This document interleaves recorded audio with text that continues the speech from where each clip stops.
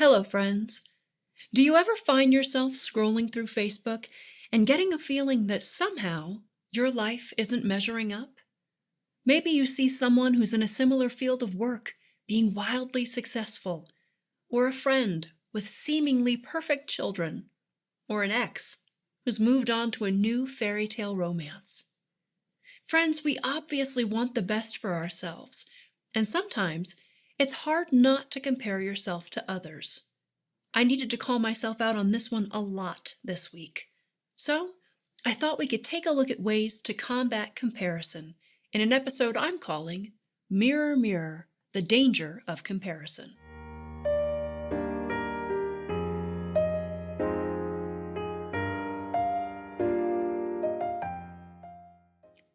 When I find myself getting snide or snarky or green with envy about another person's success or good fortune, I feel a little bit like the evil queen in Snow White, who desperately needed to know that she was the fairest one of all.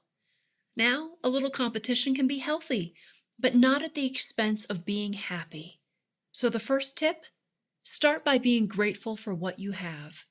There's a great quote from Oprah. She says, "Be grateful for what you have. You'll end up having more. If you concentrate on what you don't have, you will never, ever have enough." So, shift your focus from what you don't have to what you do have, and see if you aren't filled with a greater sense of joy right then and there. It's true, competition can fuel us to building our best life, but things like envy or jealousy can sometimes lead us to feel defeated, disappointed. It can tint the lens we see our lives through and rob us of our joy. One of the things I've had to make peace with is my past, that almighty feeling of regret, things I could have done or should have done. Friends, this will eat you up. Trust me, I know. So our next tip, love your past. Your life may have been messy and bumpy, but all of the mistakes or missteps, those were catalysts to help you become a better, wiser, more courageous version of yourself. So, embrace your story, then and now, and appreciate how much you've grown from it all. Be proud of what you've done, and for wanting to continue to create a better life for yourself. As I said earlier in this episode, this week I was faced with a sense that my life wasn't measuring up to someone else's, and it really threw me. So I wanted to share some tips for anyone else who might be experiencing that feeling. One of the most helpful reminders in these instances for me is to water my own grass. It's also been phrased as stay in your lane or run your own race, but I really like the imagery of grass for this. When we focus on other people, we lose time that we could otherwise invest in ourselves. Friends, we don't grow green grass by focusing on our neighbor's garden. We do it by nurturing our own. Instead of devoting time comparing your path to someone else's, because even if the paths are similar, they're still inherently vastly different. Instead, spend it investing, creating, caring, and tending to your own.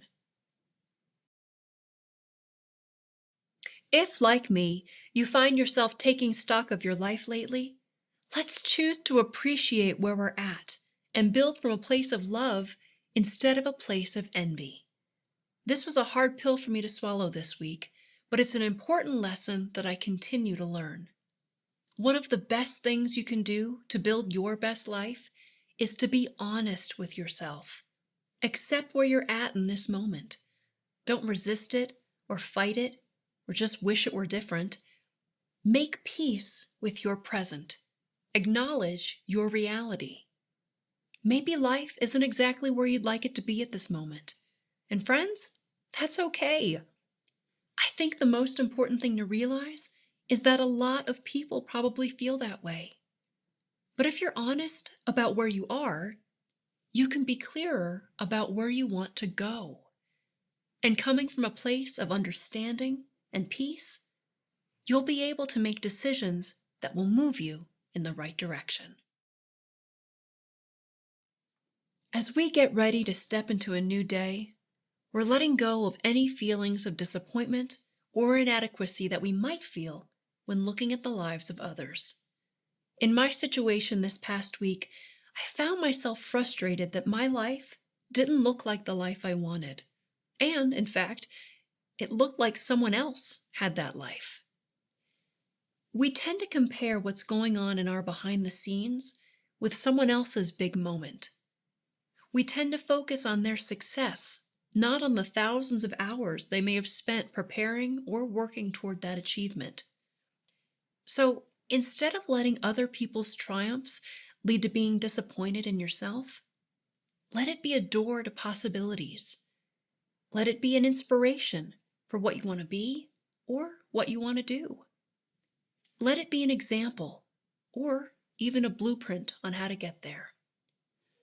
Turn the negative feelings you have around your perceived shortcomings and let it fuel your fire to take the steps necessary to achieve your best. We're combating comparison in this episode, and through all of the tips we've unpacked, there's one common thread: that your attitude be a positive one.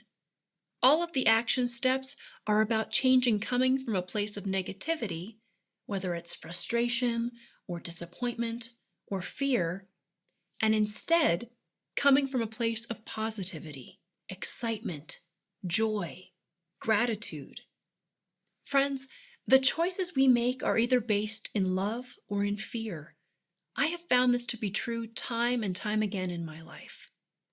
I've made all of my fear-based decisions out of insecurity or a feeling of scarcity, and each time they've either left me stuck or taken me in the opposite direction of what I wanted. Make sure love is the foundation for your choices. As difficult as it may be sometimes, decide not to let fear guide you. When faced with a situation where you compare your life to someone else's, or when filled with a feeling of regret or inadequacy or envy, ask yourself, what would love do? Friends, that's going to do it for me. I want to thank you for tuning in. Here's to continuing to build our best lives. If you enjoyed this video, be sure to give it a like. And if you'd like to enjoy more content from me, be sure to subscribe to this channel. And hit the little notification icon if you want to stay up to date with when new videos are posted. If you've got suggestions for topics you'd like discussed on this channel, please feel free to drop me a line at delphia@delphia.live. That's Delphia at DELPHIA.live. I'm Delphia, and thanks for watching.